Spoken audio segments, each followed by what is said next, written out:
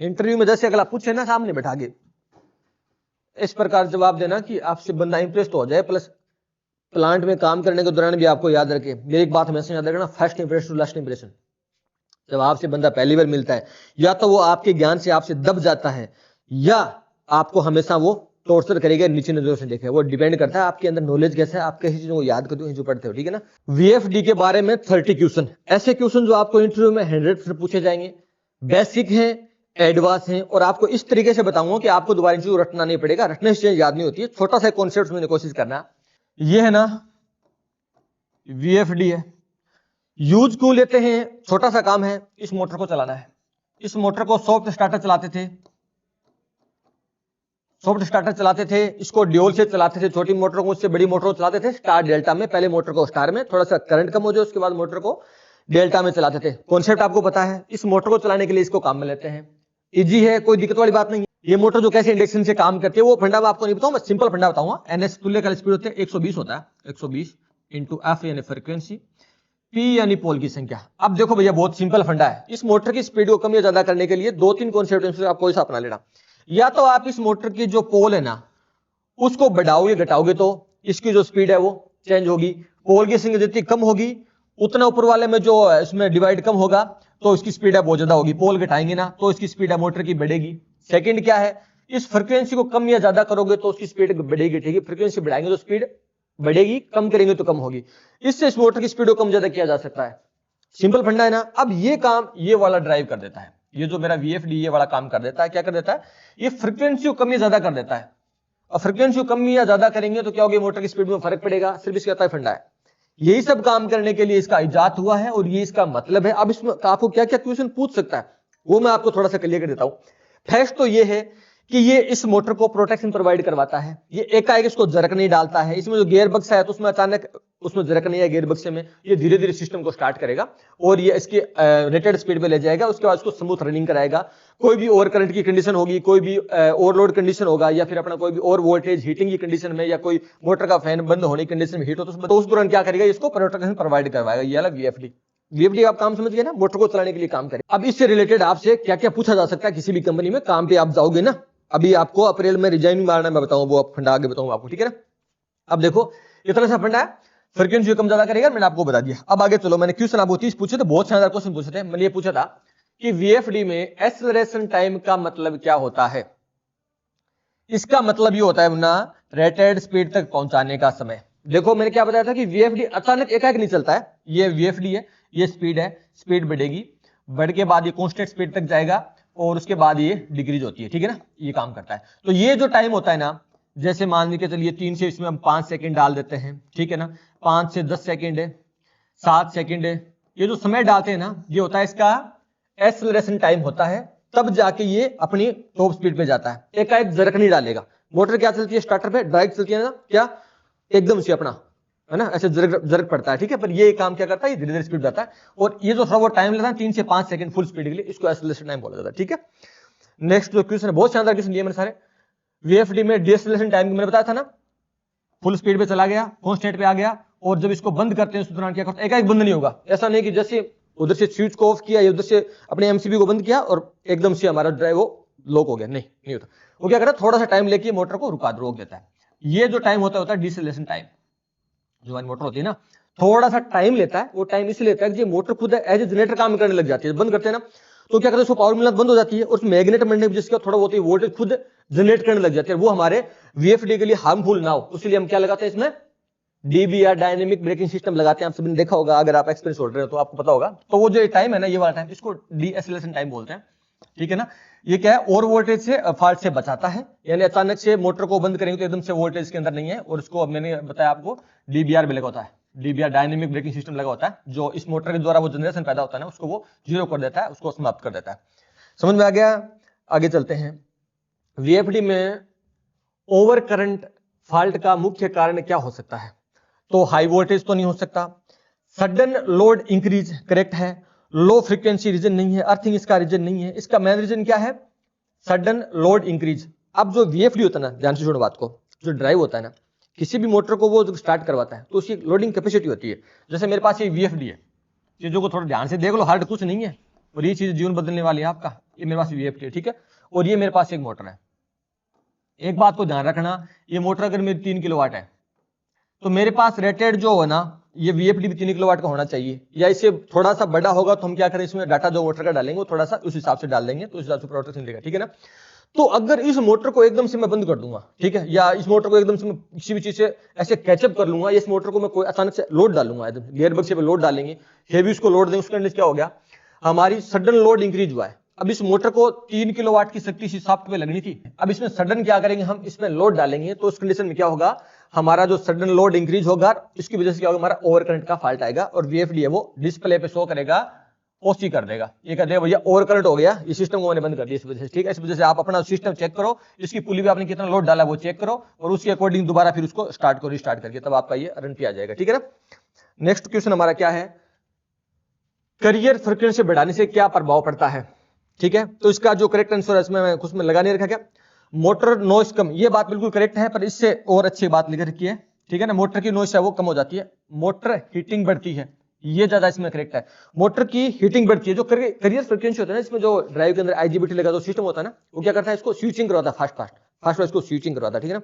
तो वो स्विचिंग जो है ना उसको बोलता है करियर फ्रीक्वेंसी, वो बढ़ती क्या होगी, एक तो मोटर है वो थोड़ी सी हीटिंग करेगी, पर एक बात भी ध्यान रखना, मोटर की नॉइस है वो भी कम हो जाती है, ठीक है ना। पर इसका मेन क्रिएट क्या है कि इसकी जो मोटर की वो हीटिंग है वो थोड़ी सी बढ़ जाती है, ठीक है। नेक्स्ट क्वेश्चन हमारा है, VFD में PID कंट्रोल का उपयोग कहां किया जाता है। इसका वैसे जो फुल फॉर्म होते हैं ये प्रोपोर्शनल इंटीग्रल डेरिवेटिव होता है, इसका मैं आपको सिंबल बिल्कुल बताता हूं। जो PID होता है ना, ये जिसमें क्या है पंप और फैन में होता है, इसमें सीन क्या होता है, जैसे इसमें अपना जो ड्राइव के साथ क्या होता है, जैसे कोई भी पंप या फैन लगा होता है, उसमें कोई देखो कोई फ्लो सेंसर लगा होता है, ठीक है, उसकी भी इनपुट इसके पास आएगी।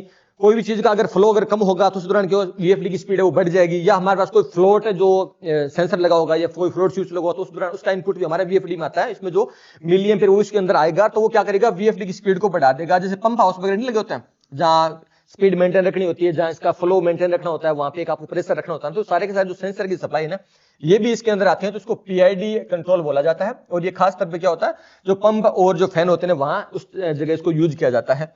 तो ये सिंपल सा क्वेश्चन था। नेक्स्ट अपन बात करते हैं, टॉर्क बूस्ट का उपयोग क्यों किया जाता है।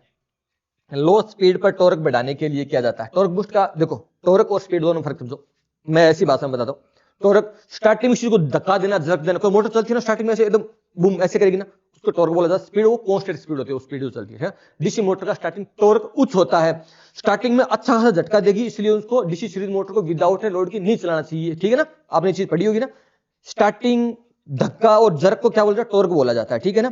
तो क्या बोल रहा है ये कि टॉर्क बूस्ट का उपयोग क्यों किया जाता है, लो स्पीड पर टॉर्क बढ़ाने के लिए किया जाता है। टॉर्क वो स्टार्टिंग होता है, जो जर्क को जो धक्का लगता है वो टॉर्क होता है, जो उसके बाद होता है उसको स्पीड बोला जाता है, ठीक है ना।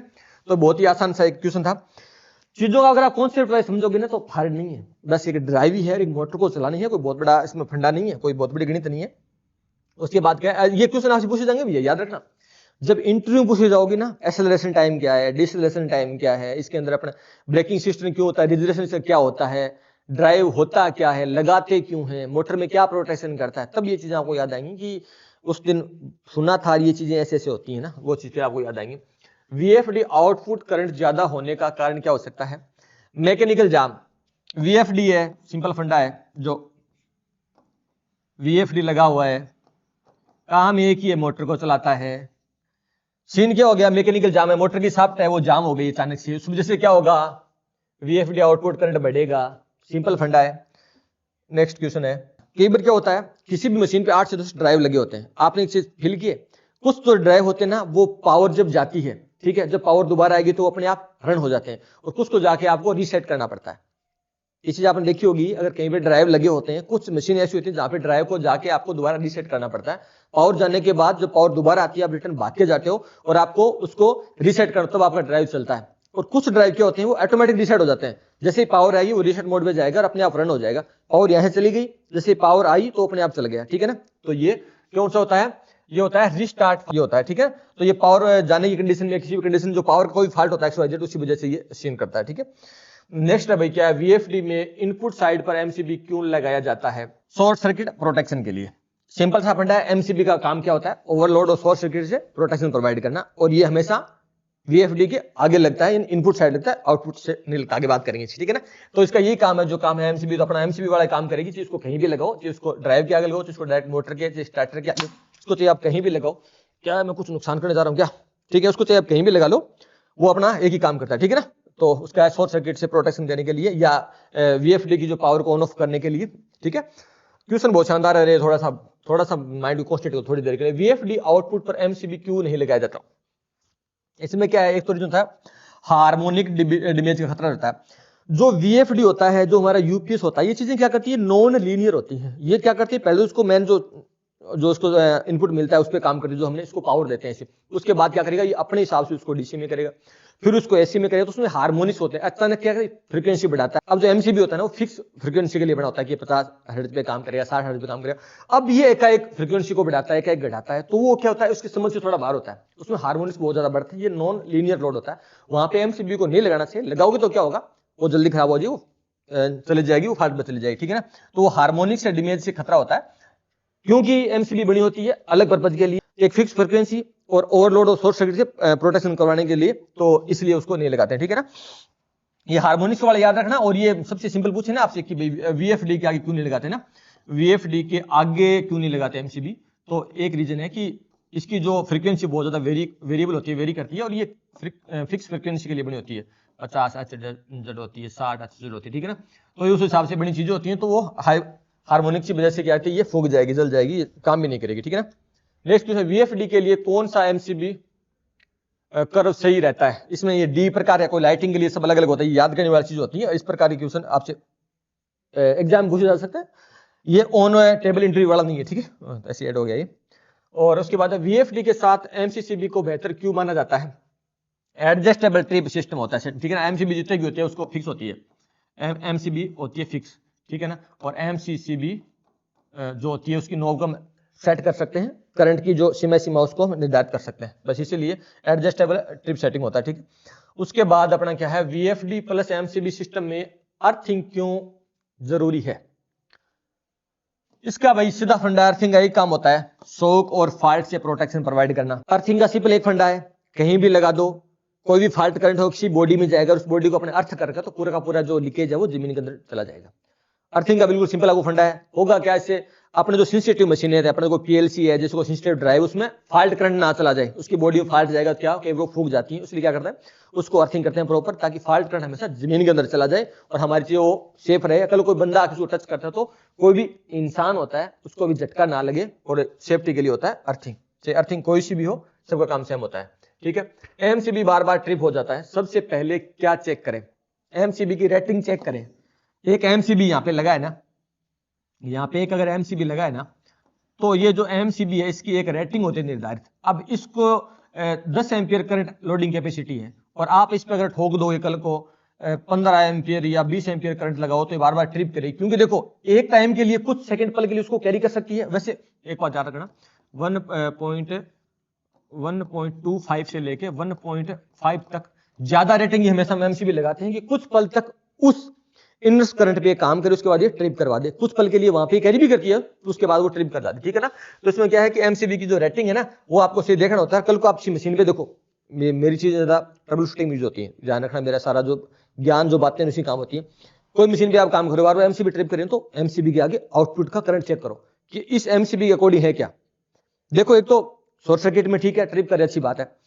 ओवरलोड कंडीशन में कर रही है, ठीक है, आप उसको उठा रहे हो, दोबारा क्या हो रहा है, वही सीन पड़ रहा है, तो चेक करो रेटिंग की क्या, MCB का कितना लोड ले सकते हैं, हमने इस पे कितना लोड डाल रखा है। अगर झूठ पड़े उसके MCB की जो साइज है वो बढ़ा दो, ठीक है ना, बिल्कुल सिंपल फंडा है। नेक्स्ट क्वेश्चन, थोड़े से क्वेश्चन है, बहुत आसान है। VFD के लिए MCB रेटिंग कैसे चुनी जाती है?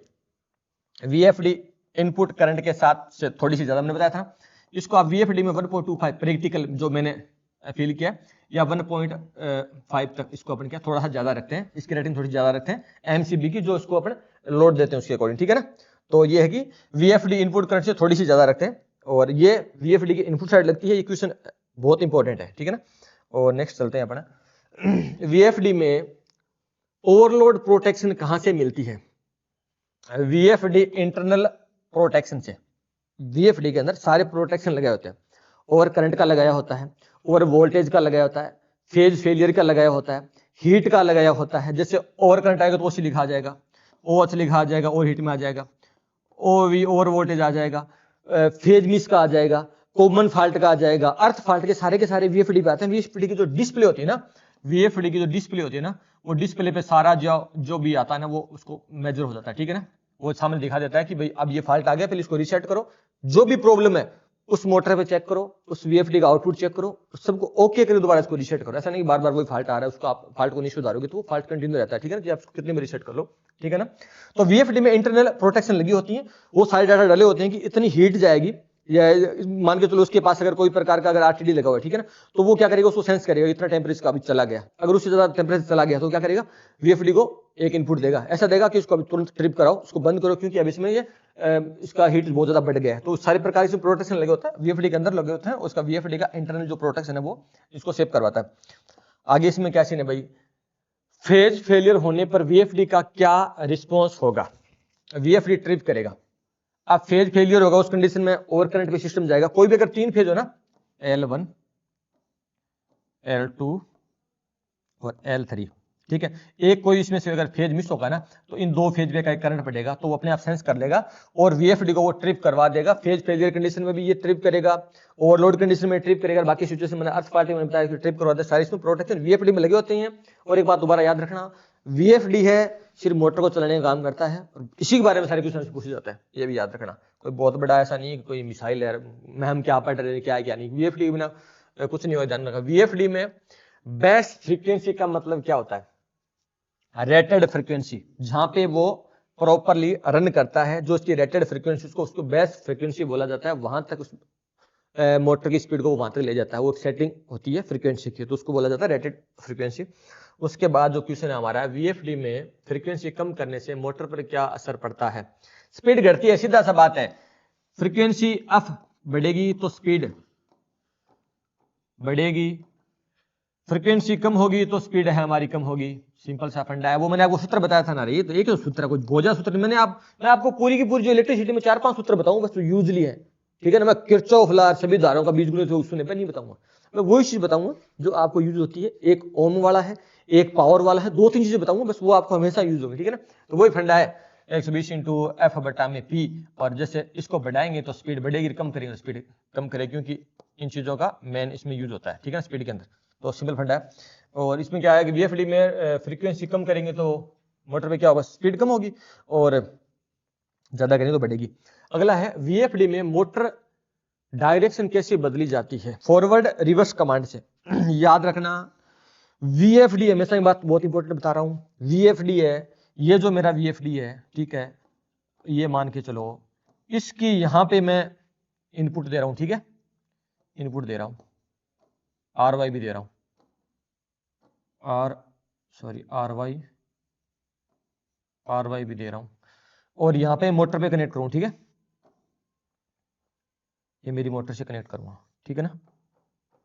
एक बात मेरी हमेशा याद रखना, इसको आप भले ही फेज सिक्वेंस चेंज कर देना, इसको कोई फर्क नहीं पड़ेगा। इसको क्यों नहीं फर्क पड़ेगा, कि इसको पहले चाहिए इनपुट, आपने जो पावर दी है वो, उस पावर को पहले ये डीसी में चेंज करिए, दोबारा इसको एसी में चेंज करिए, तो इसमें इस बात का कोई फर्क नहीं पड़ता। इसमें जो फॉरवर्ड और रिवर्स की जो कमांड होती है, जो चॉइस वोल्ट है, तो वो जो फॉरवर्ड है और जो रिवर्स में देंगे ना, तो जिस भी कंडीशन में जो कमांड मिलेगी तो ये फॉरवर्ड चलेगा, रिवर्स चलेगा, मोटर उल्टी चलेगी, उल्टी चलेगी। वीएफडी भी हमेशा 2 फेज की सप्लाई चेंज करने कोई फर्क नहीं पड़ेगा, याद रखना, बहुत इंपॉर्टेंट है। वीएफडी में हमेशा कमांड जो फॉरवर्ड रिवर्स को जैसे आप देखो वैसे काम करने लग जाएगा, ठीक है ना। तो कोई भी 2 फेज को चेंज कर दो, तीनों फेज को चेंज कर दो, वीएफडी को कोई असर नहीं पड़ता। ये हमेशा, एक और चीज मैं आपको बताने की कोशिश करता हूं, थोड़ा सा मुझे आराम दो, चीजें आपको बहुत बहुत मजे देंगी। मैं आपको 1 मिनट, ठीक है, मैं तो करेक्ट आ रहा हूँ। दोबारा चीजों को आप थोड़ा समझने की कोशिश करो। वीएफडी के बारे में 3-4 चीजें आपको बहुत आसान और बहुत बेटर चीजें बता रहा हूं। इस पे फेज सीक्वेंस का कोई फर्क नहीं पड़ता, क्योंकि ये आप इसको पावर दोगे, ये पावर को अपने पास लाएगा। इसमें डीसी बस लगा होता है, बाकी सिस्टम लगा होता है, आईजीबीटी लगी होती है, सारा इसमें पूरा सेटअप सिस्टम लगा होता है। ये पूरा सिस्टम क्या करेगा, आपके द्वारा जो दी सप्लाई को चेंज करे, डीसी में ले जाएगा, और डीसी को ये वापस एसी में चेंज करेगा। तो आपने इसको क्या दिया, इसको कुछ फर्क नहीं पड़ता। इसको जो चाहिए, इसको 440 वोल्टेज चाहिए, जैसे इसको इनपुट में आपको देना है, और कितनी कैपेसिटी, उतने का आपको उसको सिस्टम देना है, कितनी उससे एमसीबी आपको देनी है, उसके बाद ये काम अपना खुद करता है, ठीक है ना। इसको कुछ भी फर्क नहीं पड़ता कि आपने फेज का इंटरचेंज किया, इसको तो बस अगर फॉरवर्ड में कमांड दोगे तो फॉरवर्ड में चलेगा, रिवर्स में दोगे तो ये रिवर्स में चलेगा, बस। इसको इस बात से सिर्फ मतलब है, जो वीएफडी है ये सिर्फ कमांड पे काम करता है। वीएफडी के बारे में मैंने क्या बताया था कि वीएफडी के आगे इनपुट साइड में एमसीबी लगती है, आउटपुट साइड नहीं लगती, क्योंकि ये फ्रीक्वेंसी चेंज करता है। और एमसीबी जो बनी होती है वो थोड़ा पानी पिलाना, जो एमसीबी जो बनी होती है वो एक रेटेड फ्रीक्वेंसी के लिए बनी होती है, ठीक है ना। और इसमें हार्मोनिक्स भी होते हैं, एक लीनियर होता है, एक नॉन लीनियर होता है। तो ये नॉन लीनियर है, उसमें चीजें वो रेटेड नहीं रहती है, वो बढ़ती घटती रहती है, ठीक है ना। उसमें से वो मैंने बताया था। तो एमसीबी हमेशा वीएफडी के बाद में नहीं लगता, पहले लगता है, ठीक है ना, याद रखना। इसके और हमने क्या बात की थी, इसको जो फेज फ्रीक्वेंसी चेंज करने से इसकी स्पीड है वो जो इसकी डायरेक्शन चेंज नहीं होगी, याद रखना। काम क्या है मैंने आपको स्टार्टिंग बता दिया। वीएफडी वन कभी भी कोई कुछ पूछे, एक बात याद करना कि मोटर को चलाता है, मोटर की सेफ्टी इसके लिए सबसे प्रायोरिटी है। मोटर को ओवर करंट से भी सेफ्टी देगा, और वोल्टेज से भी सेफ्टी देगा, और फेज कंडीशन में सेफ्टी देगा। तो चाय और पिला दो यार।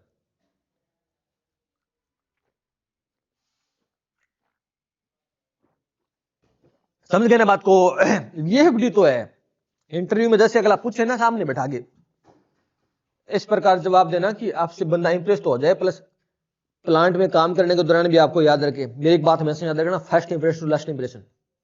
जब आपसे बंदा पहली बार मिलता है, या तो वो आपके ज्ञान से आपसे दब जाता है, या आपको हमेशा वो टॉर्चर करेगा, नीचे नजरों से देखेगा। वो डिपेंड करता है आपके अंदर नॉलेज कैसा है, आप कैसी चीजों को याद करते हो, जो पढ़ते हो, ठीक है ना।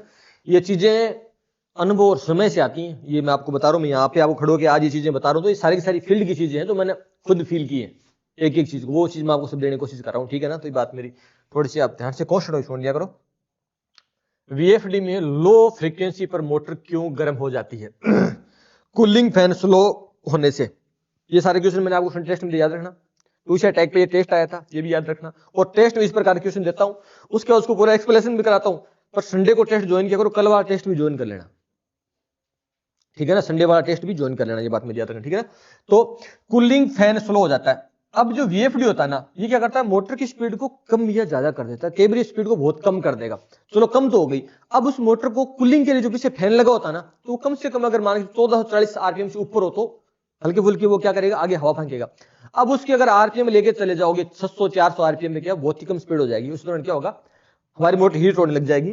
तो कूलिंग फैन जो स्लो होने से क्या होगा, हमारी जो मोटर है वो लो फ्रीक्वेंसी पर क्या मोटर हमारी गर्म हो जाएगी, मोटर की स्पीड कम हो जाएगी, और मोटर हमारी गर्म होकर जल भी सकती है। इसलिए जहां पे वीएफडी लगता है ना, वहां पे मोटर को हमेशा सेपरेट एक फैन देते हैं। ये मेरी मोटर है, ठीक है, यहां तक मेरी मोटर समाप्त होगी ना। अब पीछे की साइड यहाँ पे एक सेपरेट फैन दूसरा लगता है, ठीक है। इसको सेपरेट सप्लाई मिलती है, जैसे 220 वोल्टेज का सिंगल फेज है, ठीक है ना। सिंगल फेज का पीछे फैन और सेपरेट लगाया जाता है। अब इसकी एक रेटेड जो स्पीड होती है फैन की फिक्स रहती है, और ये हमेशा इसमें जो इस प्रकार की चीजें इकट्ठी होती है मोटर में, ठीक है, तो वो क्या करेगा, इनमें हवा फेंकेगा और हमारी मोटर वो कूलिंग का काम करेगी। अब जहां भी फ्रीक्वेंसी घटेगी तो इसकी स्पीड स्वाभाविक सी बात है घटेगी, तो उस दौरान क्या होगा, हमारा मोटर है वो हीट होने की संभावना रहती है। इसलिए वीएफडी वाली मोटर को हमेशा सेपरेट सप्लाई का एक कूलिंग फैन लगाना चाहिए, ठीक है ना। कूलिंग की व्यवस्था अलग से करनी चाहिए, वीएफडी से नहीं रखनी चाहिए, ठीक है ना। स्पीड कुछ भी हो, ये अपनी जो हवा है वो बराबर फेंकता रहे, ये बात याद रखना, ठीक है। नेक्स्ट जो हमारा क्वेश्चन है, वीएफडी में जोग फंक्शन का उपयोग क्यों किया जाता है? शॉर्ट टाइम मोमेंट के लिए जोगिंग जहां भी होता है, जोग सिस्टम होता है ना, प्लांट फैक्ट्री या कोई मशीन के लिए, एक बार चीज को चला के देखना होता है, उसके ऑपरेशन से पहले ऑपरेटर को मशीन हैंड ओवर करने से पहले चलाते हैं, थोड़ा चला चेक करो, ठीक है, थोड़ा थोड़ा, उसको जोगिंग बोला जाता है। थोड़ा थोड़ा टेस्टिंग होती है, उसकी स्पीड, स्टार्टिंग टॉर्क, मशीन का जरक, जो कपलिंग होती है हमारा मेन गियरबॉक्स और मोटर के बीच में, तो सिस्टम हम चेक करते हैं कि चीजें वहां तक जा रही हैं क्या, थोड़ा थोड़ा, उसको जोगिंग बोला जाता है। जोगिंग में चीजों को चलाना, चीजों को थोड़ा थोड़ा चलाना, याद रखना, ठीक है ना। तो शॉर्ट टाइम में मूवमेंट के लिए होता है, थोड़े देर वो चेक करने के लिए होता है, जोगिंग जोगिंग जोगिंग जोगिंग, ठीक है, जोग बोला जाता है, ठीक है। नेक्स्ट है भाई, वीएफडी में एनालॉग इनपुट 0 से 10 वोल्टेज 4 से 20 मिली एम्पियर का उपयोग किस लिए किया जाता है? स्पीड रेफरेंस के लिए। इसमें लगा होता है ना, मतलब पोटेंशियोमीटर लगा होता है, पोर्ट लगा होता है, उससे हम स्पीड कम ज्यादा नहीं करते हैं, वो सेमी फंडा वही करेगा, उसको वो इस जो मिली एम्पियर जो सप्लाई उसके दौरान उसको पता चलेगा कि अभी कितना फ्रीक्वेंसी बढ़ाना है, कितना घटाना है, इसको जो इनपुट मिलेगा ना वीएफडी को, तो वो काम सारा करता है। तो वो पोटेंशियोमीटर जो पोर्ट लगा होता है ना, ठीक है ना, वो ये काम करता है। वो स्पीड रेफरेंस के लिए अपन लगाते हैं, और एक तो हम ड्राइव के अंदर पैरामीटर टाइम सेट करते हैं स्पीड को, ठीक है, एक्सेलरेशन टाइम, डिएक्सेलरेशन टाइम, मोटर की स्पीड, मोटर का किलोवाट, वो सारी चीजें ऐड होती है। सिखाऊंगा ये चीजें भी, पर ऐसा नहीं बताऊंगा कि सॉफ्टवेयर कैसे बनता है, क्योंकि सॉफ्टवेयर में खुद को नहीं बनाना आता। मैं चीजें क्या करता हूं, सारी वो चीजें को जो मैनुअल जितनी भी चीजें होती हैं, जो हार्डवेयर है, हार्ड जो वर्क होता है ना जो, और उसके साथ साथ VFD PLC को बेसिक, जहां से आपको as a electrician, as a engineer उसमें काम कर सके। लोगों को ये नहीं पता है कि वास्तव में सीखना गया कंपनी के दौरान, और हमें बड़ा ठेकेदार बनने के लिए, हमें बड़ा HOD बनने के लिए, मैनेजर बनने सीखना क्या है। हमें तो मोटर की वाइंडिंग सिखा दो, तुम्हें मोटर की वाइंडिंग सीखनी नहीं है, तुम्हें मैं बताऊं क्या सीखना है, तुम्हें उस चीज की जरूरत पड़ेगी हमेशा। मोटर की वाइंडिंग आपको सीखनी नहीं है, आपको तो मोटर को चेक करना सीखना है। एक्चुअली मोटर इश्यू क्या आता है, कितनी भी मोटर हो आप उसको चेक करो, बस आप इंजीनियर हो, ये थोड़ी आपको मोटर के टर्न काउंट करवाऊंगा मैं, वो चीज सिखाऊंगा आपको, मजा आने वाला है, ठीक है ना। VFD में एनालॉग इनपुट है ना, 0 से 10 वोल्टेज, और जो अब जो बात करते हैं सॉफ्टवेयर में, सॉफ्टवेयर बंदा ही नहीं हूं, हर बंदा बोलेगा आपको वो सेट करना सिखा दूंगा 5 मिनट, वो से 10 मिनट, कुछ नहीं किया जाता भैया, वक्त लग जाता है, पूरी उम्र लग जाती है। मैं ऑलराउंडर बनाऊंगा, आपको मेरे साथ जुड़ा रहना पड़ेगा, ठीक है ना। तो आगे बढ़ते हैं और उसके बाद आगे चलते हैं। VFD में डिस्प्ले पर OC फॉल्ट किसको दर्शाता है, ओवर करंट दिखाता है, OC OV शॉर्ट में पढ़ने के लिए over voltage, OC over current है, ये सब होता है भैया। डिस्प्ले पे जाते पता लग जाता है, डिस्प्ले होती है, बंदा गया, जाते चेक किया, मोटर मेरी बंद क्यों हो गई, जाते पड़ा OC ओवर करंट है, ठीक है, दोबारा उसको स्टार्ट किया, स्टार्ट करने के बाद अपने मल्टीमीटर से, अपने टंग टेस्ट से चेक किया, अपने जो टंग टेस्ट होता है उसे चेक किया कि एक्चुअली मोटर में कितना लोड है, मोटर कितना करंट ले रहा है, वो सारा सीन होता है, ठीक है ना। तो नेक्स्ट चलता हूँ आगे। VFD में मोटर रेटेड करंट क्यों सेट किया जाता है, ओवरलोड प्रोटेक्शन के लिए रेटेड करंट सेट किया जाता है कि इतने करंट तक अगर मोटर लेवे तो ओके है, उसके आगे जाए तो ओवर करंट दिखा दो, सेट किया जाता है, पूरे पूरे पैरामीटर सेट करना आपको सब बता दूंगा। बेसिक चीजें होती हैं, इनपुट आउटपुट पैरामीटर, जो जो चीजें होती है as a industrial, as a HOD कोई काम करता है, वो चीजें सारे गोली कर दूंगा, ठीक है ना, याद रखना। आगे अपनी सीरीज में चलेगी, अपने पेड कोर्स में सारी चीजें एक से एक बड़ी चीज आने वाली है। VFD में फ्रीक्वेंसी लिमिट सेट करने का क्या फायदा है, ओवर स्पीड से बचने के लिए एक रेटेड जो फ्रीक्वेंसी वो सेट करना है, जैसे 150 मान के चलिए, 60 मानिए चलिए, तो वहां तक क्या है कि फ्रीक्वेंसी को बढ़ाएगा, पोर्ट को अगर घुमाएंगे ना तो भी वो वहां तक घुमाएगा, उसके बाद में कांस्टेंट कर दे, उससे आगे वो स्पीड को नहीं बढ़ाएगा, ठीक है ना। तो VFD में फ्रीक्वेंसी लिमिट सेट करने का क्या फायदा है, ओवर स्पीड से बचने के लिए, ठीक है ना, स्पीड एक रेटेड स्पीड तक ही चीजें पहुंचे, ठीक है ना। और उसके आगे VFD में इमरजेंसी स्टॉप देने पर क्या होता है, इंस्टेंट स्टॉप होगा। इमरजेंसी कहीं भी लगी होती है ना, बहुत सी मशीनों में इमरजेंसी सीरीज में लगी होती है, जो ऑपरेटर काम करता है वहां इमरजेंसी लगी, बीच में एक हेल्पर होता है वो है, इसका कोऑपरेटर काम करता है, हर जगह सीरीज में इमरजेंसी कौन सी बंद, को पूरी मशीन बंद होनी चाहिए। इमरजेंसी का मतलब कोई मशीन इंस्टेंटली बंद होनी चाहिए, किसी का अचानक जो हाथ आ गया, गलत कोई पीस कट गया, कोई सब मशीनें ऑपरेशन करती है, सब मशीनें प्रोडक्शन में काम करते हैं। जहां तक आप मेरे जितने वीडियो देखते हैं, मैं कोई ना कोई प्लांट में काम करता हूँ, कहीं ना कहीं को ठीक करता होता हूँ, कहीं ना कहीं ऑडिट करता होता हूँ, भाई वो मैं सारे काम करता हूँ, आप जो मेरे को जानते हैं, कहीं मैं कोई प्रोजेक्ट लगा रहा होता हूँ, तो इमरजेंसी कहीं पे लगा होता है, उसका सिर्फ एक फंडा होता है कि इंस्टेंट मशीनों को बंद कर देना, चीजें जहां हो वहीं रुक देना, अगर किसी का हाथ आ गया तो आ गया, वहीं उसको रोक दो, ठीक है ना। तो कोई रिवर्स चला के उसको बाहर निकालो, ऐसा फंडा होता है मशीनों में। तो कटना बढ़ना एक आम काम है, अगर आपने इंडस्ट्री ज्वाइन कर ली हो, अगर आप कर रहे हो तो आप इस बात समझ रहे हो, लगना, चोट लगना, ये आम चीजें होती हैं इंडस्ट्री के अंदर, इन सबसे आप बच के रहो, सेफ्टी का पूरा ध्यान रखा करो। VFD में ब्रेकिंग रजिस्टर लगाने का मुख्य उद्देश्य क्या है, ये भाई रीजनरेटिव जो एनर्जी है उसको डिस्ट्रीब्यूट करने के लिए, मैंने आपको बताया था ना, क्या बताया था, मैंने आपको बताया था DBR डायनेमिक ब्रेकिंग सिस्टम होता है, जो मोटर बंद होती है, डेसलाइन टाइम होता है, उस तरह थोड़ा जनरेशन करना है, जनरेटर काम करने लग जाती है, मोटर भी, तो जितना भी जनरेशन है वो हमारे ड्राइव के अंदर ना आए ना, उसलिए क्या करते हैं उसमें वो DBR लगाया जाता है, तो वो जो रीजनरेसिव होता है ना, उस पावर को पूरा का पूरा वो खत्म कर देता है, उसको जीरो कर देता है, उसको पूरा ऐसा सीन होता है, ठीक है। आगे VFD में आउटपुट हार्मोनिक्स का मुख्य प्रभाव किस पर पड़ता है, मोटर इंसुलेशन पे पड़ता है। मोटर का जो इंसुलेशन होता है ना, वो भी एक फिक्स फ्रीक्वेंसी के लिए बना होता है, मोटर की वाइंडिंग एक फिक्स चीज के लिए बनी होती है, ठीक है। तो वो इंसुलेशन को वीक करता है कहीं ना कहीं, तो वो हार्मोनिक्स होता है ना, मैं बता आपको MCQ भी दिक्कत देगा, और मोटर का जो इंसुलेशन होता है ना, तो उसको भी वो मतलब डिमेज करता है, ठीक है ना, वो कम करता है उसको धीरे धीरे, तो वो चीजें होती हैं, तो मोटर इंसुलेशन में वो फर्क डालेगा। और नेक्स्ट जो क्वेश्चन हमारा है, VFD में लगातार ओवरलोड अलार्म आने का संभावित कारण क्या हो सकता है, लोड ज्यादा है, ओवरलोड का क्यों आएगा रे, लोड ज्यादा है, लोड बढ़ रहा है, इस वजह से बार बार वीएफडी में आ रहा है कि भैया लोड ज्यादा है। ओनली मैंने आपको 30 क्वेश्चन पूछे थे, 30 क्वेश्चन आप ढंग से पढ़ लेना, कॉन्फिडेंस नेक्स्ट लेवल का आ जाएगा। और मेरा काम आपको कॉन्फिडेंस देना। मैं आपको एक छोटी सी बात बताना चाहता हूँ यहाँ पे कि जहां भी मैं किसी पार्टी के साथ डील करता हूँ तो मेरे सामने बहुत सी बार कंपनी का मालिक होता है, कंपनी का एचआर होता है, कंपनी का इलेक्ट्रिकल हेड होता है, हम लोग सब बैठते हैं, डिस्कस होता है, फिर मेरे को काम मिलता है, काम नहीं भी मिलता है। चीजें कहां से आएंगी? जब आप सीखना स्टार्ट कर दोगे, चीजों का आप ऑब्जर्वेशन करना स्टार्ट कर दोगे। मैं आपको ऑब्जर्वेशन करवाऊंगा। टू सेट एप्लीकेशन, इसीलिए एप्लीकेशन को ज्वाइन करो, एप्लीकेशन में जाके संडे वाला टेस्ट रोज दिया करो। उसके बाद आपसे मैं आगे से पूरा पूरा उसको एक्सप्लेन भी करूँ मैंने क्या क्या चीज आपसे पूछी। वीएफडी का इतना पूछिए चले जाए, इतना पढ़ के चले जाना इंटरव्यू के दौरान, ठीक है ना। वीएफडी बारे में अच्छा खासा बोल पाओगे और जवाब वो दे पाएगा जो पहले से पढ़ा होता है, जिसने देखा होता है, सीखा होता है। और सिखाई वो पाता है जिसको आता है। शब्द वहां से निकलेंगे जब आप खुद पढ़ोगे, खुद एज ए स्टूडेंट बन के जीवन भर रहोगे। मैंने अपने यहां तक का सब मेरा एज ए स्टूडेंट ही है, सीख रहा हूँ, बेटर बताने की कोशिश कर रहा हूँ, बेटर अपनी साइडों में करने की कोशिश कर रहा हूँ। जो भी चीज होती है, जो भी दिक्कत आती है, चीजों को पढ़ता हूँ, ऑब्जर्वेशन अच्छा खासा करता हूँ, उसके बाद चीजें आपके तक पहुंच रही हैं। और ये चीज आप पहुंचाने की कंटेंट क्रिएशन थोड़ा बहुत अब स्टार्ट किया है, इंडस्ट्री में पिछले 10 साल से हूं मैं। और मेरी जो बुक है टू शैटेक इंडस्ट्री इलेक्ट्रिक मास्टर, उसमें सब क्या लिखा है, इंटरव्यू वाले सारे क्वेश्चन मैंने लिख रखे हैं, इसके अंदर सारे क्वेश्चन लिखे हुए हैं। उसके बाद मैंने ट्रबल शूटिंग में कहाँ दिक्कत आती है, कैसे इसको ठीक करते हैं, वो सारा कुछ लिखा हुआ है। आपने बुक परचेज ही नहीं की, टू शैटेक एप्लीकेशन में जाके उसको आपको हिंदी में खरीदना है, हिंदी इंग्लिश में इंग्लिश, उसको खरीदो। और कहीं भी इंटरव्यू देने जाओ तो बुक पढ़ के जाना। कोई भी इश्यू आ रहा है तो बुक वाला चैप्टर खोलो, कहाँ इश्यू आ रहा है, क्या नहीं आ रहा, क्या नहीं आ रही है, तो वो सारी चीजें हैं। तो उसके लिए टू शैटेक एप्लीकेशन डाउनलोड करो, डेली क्विज ज्वाइन करो, और संडे का टेस्ट देना बिल्कुल मत भूलना। मेरे द्वारा लिखी बुक पढ़ना बिल्कुल मत भूलना, क्योंकि देखो अगर जीवन में कुछ बढ़ना है, इलेक्ट्रिक में आगे बढ़ना है, तो आपको करना बहुत जरूरी है, वरना ताऊ मरेज हेल्पर निकल जाएगा। और मैं चाहता हूं अगर आप मेरे साथ जुड़ गए तो मैं आपकी दिशा बनाऊं और आप वो दिशा पे चलो। मैं आपके हमेशा उज्जवल भविष्य की कामना करता हूं। तो इस तरह मिलेंगे नेक्स्ट वीडियो में नेक्स्ट टाइम।